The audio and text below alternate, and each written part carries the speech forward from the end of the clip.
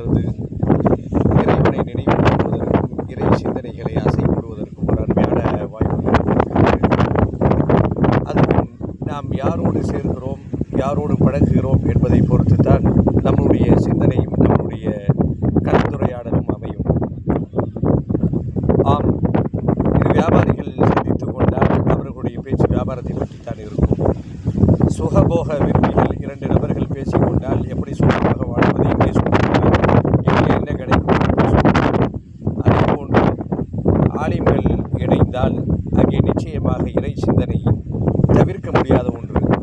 இதோ கையிலே தேநீர் கோப்பை, பக்கத்திலே உட்கார்ந்து கொண்டிருக்கக்கூடிய சகோதரர் ஆலிம் ஹசனி அவர்களோடு இந்த கடற்கரையிலே அமர்ந்திருக்கிறோம்.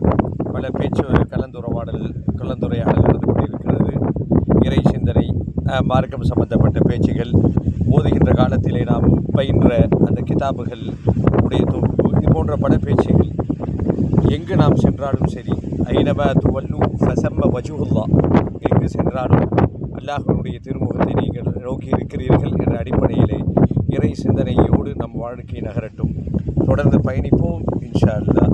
ஜஸாக்கல்லாஹு கைரன்.